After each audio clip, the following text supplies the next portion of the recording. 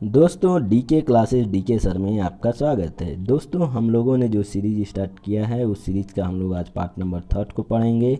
और इसके अंतर्गत दोस्तों जो है हमारा टॉपिक है वो भौतिक राशियाँ, अदिश राशि, सदिश राशि, भौतिक राशियों का मापन, मापन का महत्व, मूल राशियाँ और मूल मात्रक, इतने टॉपिक हैं दोस्तों। आज के टॉपिक को हम जिसमें कवर करने वाले हैं अदिश राशि, सदिश राशि और भौतिक राशि, इन सभी को कवर करेंगे। ठीक है दोस्तों, तो आइए आगे की तरफ बढ़ते हैं। दोस्तों अगर ये वीडियो पसंद आए तो प्लीज़ लाइक, कमेंट और शेयर, सब्सक्राइबर ज़रूर करें। तो दोस्तों सबसे पहला जो डेफिनीशन हमको पढ़ना है वो है भौतिक राशियाँ यानी फिजिकल क्वांटिटीज क्या होती हैं। ठीक है, तो सबसे पहले दोस्तों भौतिक राशि को समझने से पहले हम समझते हैं राशि क्या चीज़ होती है।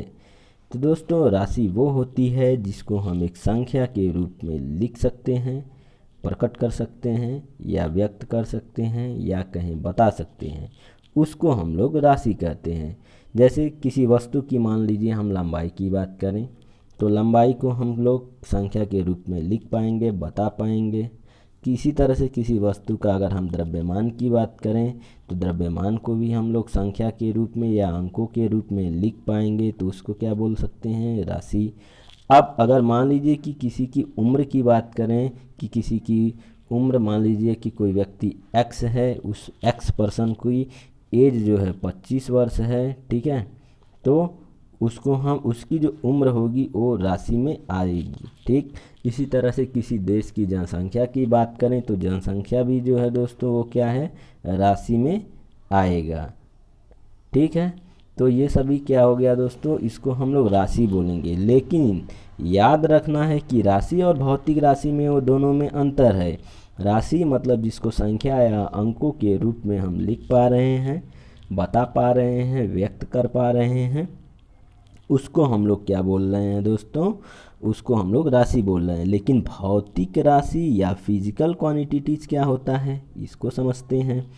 तो वे राशियाँ जिसका संबंध किसी भौतिकी परिघटना से हो या जिनको हम प्रत्यक्ष या अप्रत्यक्ष रूप से माप सकते हों या जिन्हें एक संख्या के रूप में व्यक्त किया जा सकता है, भौतिक राशियाँ कहलाती हैं।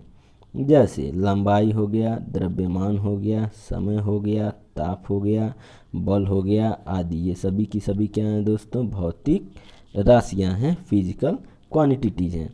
आइए दोस्तों अब इसका जो है एक एक वर्ड का मतलब समझते हैं। भौतिकी परिघटना क्या होता है, भौतिकी परिघटना का मतलब, भौतिकी परिघटना जो होती है दोस्तों एक प्राकृतिक परिघटना होती है जिसमें पदार्थ और ऊर्जा की भौतिकी शामिल होती है। बोल सकते हैं दोस्तों कि physical phenomena is a natural phenomenon involving the physics of matter and energy. Simple language में बोले तो दोस्तों हमारा एक ऐसी घटना जो हमारी आँखों के सामने घट रही हो या वे प्रकृति में होने वाली ऐसी घटनाएं जिन्हें हम देख पा रहे हैं, वो सभी की सभी क्या हैं, भौतिकी परिघटनाएं हैं। क्योंकि दोस्तों इसके अंतर्गत पदार्थ और ऊर्जा सम्मिलित है। ठीक है, जैसे कोई वस्तु अगर ऊपर से नीचे की ओर गिर रही है तो एक तो वो वस्तु है उसमें मैटर है, ठीक, और उसके में जो एनर्जी है, जिस ऊर्जा के वजह से या जिस फोर्स के कारण वो वस्तु नीचे की ओर गिर रही है तो हमारा एनर्जी के रूप में आ गया। ठीक है, तो इसको हम बोल सकते हैं भौतिकी परिघटना, फिजिकल फिनोमिना। जैसे बहुत सारी हमारे पास भौतिकी परिघटनाएं दिखती हैं। सूर्य से जब प्रकाश की किरणें आती हैं दोस्तों पृथ्वी तक तो अपने साथ साथ में ऊष्मा और प्रकाश दोनों लाती है। तो दोस्तों नेचर के अंदर बहुत सारी फिनोमिनाएं होती हैं, जैसे थर्मो फिनोमिना हो गया, इलेक्ट्रिक फिनोमिना हो गया, मैग्नेटिक फिनोमिना, ऑप्टिक फिनोमिना। अब इसके अंतर्गत दोस्तों वेव एंड पार्टिकल्स भी आ जाते हैं। तो ये सभी की सभी क्या होती हैं दोस्तों, फिजिकल फिनोमिनाएँ होती हैं। ठीक है, यहाँ तक तो बात समझ गए। अब इसमें प्रत्यक्ष या अप्रत्यक्ष रूप से मापने की क्या बात कर रहा है। जैसे कुछ वस्तुएं होती हैं, जैसे मान लीजिए कि किसी वस्तु की लंबाई हमको नापना है तो मीटर स्केल ले करके उसको हम डायरेक्टली नाप सकते हैं, तो उसको हम लोग प्रत्यक्ष मापन बोलते हैं। लेकिन अप्रत्यक्ष रूप से मापने का क्या मतलब होता है, जब किसी वस्तु का कोई भी प्रॉपर्टीज हम डायरेक्टली ना नाप करके इनडायरेक्ट रूप से मापते हैं तो अप्रत्यक्ष मापन होता है। जैसे कि गाड़ी के अंदर लगा जो स्पीडोमीटर होता है वो इनडायरेक्टली रूप से मापता है। जितने भी दोस्तों ये डिजिटल बोर्ड वगैरह होते हैं और वो किसी क्वांटिटी का मेजरमेंट करते हैं तो वो हमेशा जो है इनडायरेक्ट रूप से करते हैं। ठीक है, तो ये याद रखना है। तो समझ गए होंगे दोस्तों। अब इसमें जो है लंबाई, द्रव्यमान, समय, ताप, ये सभी भौतिक राशि के क्या हैं, एग्जाम्पल हैं। ओके, अब दोस्तों अगला हमारे पास जो टॉपिक है, ये टॉपिक है कि भौतिक राशियों के प्रकार, कि भौतिक राशि कितने प्रकार के होते हैं। एक तो दोस्तों अनुपात होता है जिसमें केवल आंकिक मान का जिक्र होता है, दूसरा अदिश राशि है और इसके अलावा हमारे पास सदिश राशि है। ठीक है, तो अनुपात का क्या मतलब है कि जब एक भौतिक राशि दो समान राशियों का अनुपात होती है, जब एक भौतिक राशि दो समान राशियों का अनुपात होती है तो इसका कोई मात्रक नहीं होता है। उदाहरण के लिए जैसे दोस्तों हमारे पास जो आपेक्षिक घनत्व होता है, ठीक है दोस्तों, क्या बोल रहा हूँ, आपेक्षिक घनत्व। तो ये क्या होता है दोस्तों, किसी वस्तु का जो घनत्व होता है, वस्तु का घनत्व लिख सकते हैं, वस्तु का घनत्व अब बटे इसमें लिख सकते हैं 4 डिग्री सेल्सियस पर पानी का घनत्व, 4 डिग्री सेल्सियस पर पानी का जो घनत्व होता है, इन दोनों का अनुपात होता है, उसको हम लोग बोलते हैं आपेक्षिक घनत्व। ठीक, ये एक भौतिक राशि है जो अनुपात के रूप में होती है। इसी तरह से दोस्तों जो हमारे पास अपवर्तनांक होता है, अपवर्तनांक, ये भी दोस्तों क्या होता है, ये होता है कि वायु या हवा में प्रकाश का जो चाल होता है, वायु में जो प्रकाश का चाल होता है, वायु में प्रकाश की चाल, स्पीड ऑफ लाइट, ठीक है, और बटे क्या, किसी माध्यम में, माध्यम के अंतर्गत प्रकाश की जो चाल होती है, इन दोनों का अनुपात जो होता है वही अपवर्तनांक होता है। इसी तरह से एक हमारे पास होती है विकृति। विकृति का मतलब क्या है दोस्तों, कि उसकी विमा में जो है, मतलब जो मूल बीमा है उसी के सापेक्ष उसकी बीमा में कुछ परिवर्तन आ जाए, मतलब बीमा में हम परिवर्तन लिख सकते हैं, बीमा में परिवर्तन, और बटे क्या, मूल बीमा, इन दोनों का जो डिफरेंस है वो क्या हो गया, उसकी विकृति हो गई। विकृति मतलब जैसे किसी आकार को बेकार कर देना। ठीक है, ये सभी की सभी क्या हैं, अनुपात के रूप में होती हैं। अब बात कर लेते हैं दोस्तों अदिश भौतिक राशि की। बात करते हैं दोस्तों अदिश भौतिक राशि की कि अदिश भौतिक राशि क्या होती है।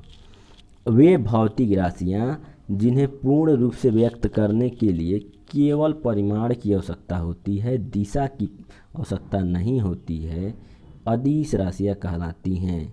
जैसे दोस्तों समय हो गया, चाल हो गया, द्रव्यमान हो गया, ताप हो गया, ऊर्जा हो गया। ठीक है दोस्तों, ये सभी की सभी कैसी हैं, अदिश भौतिक राशियाँ हैं। ठीक, अब इसके अलावा दोस्तों कार्य हमारे पास लिख सकते हैं, दाब लिख सकते हैं, घनत्व लिख सकते हैं इत्यादि।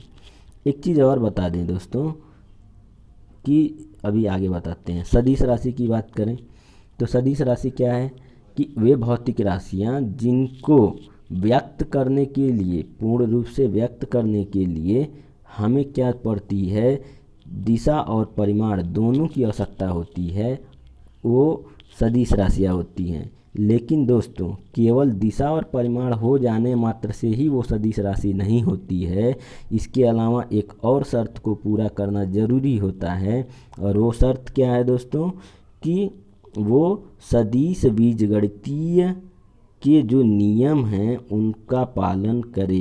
क्या मैं बोला दोस्तों कि सदिश राशियाँ क्या होती हैं, वे भौतिक राशियाँ जिन्हें पूर्ण रूप से व्यक्त करने के लिए परिमाण एवं दिशा दोनों की आवश्यकता होती है, साथ ही साथ क्या करें दोस्तों, सदिश बीजगणितीय नियम, सदिश बीजगणितीय नियम का क्या करे दोस्तों, पालन करे। सदिश बीजगणितीय नियम का क्या करे दोस्तों, पालन करे, नहीं तो वो दिशा और परिमाण होने के बावजूद भी वो सदिश नहीं हो पाएगा।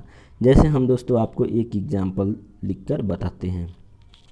दोस्तों जो विद्युत धारा होती है, विद्युत धारा में दिशा और परिमाण दोनों होता है। ठीक है, विद्युत धारा में दिशा और परिमाण दोनों होता है, फिर भी दोस्तों ये क्या होती है, एक अदिश भौतिक राशि है। कैसी है, अदिश भौतिक। क्यों, क्योंकि दोस्तों ये सदिश बीजगणितीय नियमों का पालन नहीं करता है, या कहें कि वेक्टर योग के क्रम विनिमय नियम का पालन नहीं करता है, जिस कारण से विद्युत धारा एक अदिश भौतिक राशि होती है। ठीक है, अब सदिश भौतिक राशि हम लोग दोस्तों पढ़ रहे हैं, और सदिश भौतिक राशि के कुछ उदाहरण यानी एग्जाम्पल को समझते हैं। जैसे दोस्तों बल हो गया, ठीक है, त्वरण हो गया, बल हो गया, त्वरण हो गया, संवेग हो गया, वेग हो गया, वेग हो गया, संवेग हो गया।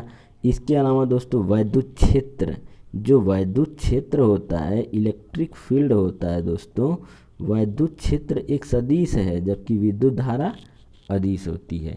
ये दिमाग में रखना है, ठीक है ना। और तो ये सभी एग्जाम्पल आपको दिमाग में रखना है, अदिश भौतिक राशि का और सदिश भौतिक राशि का।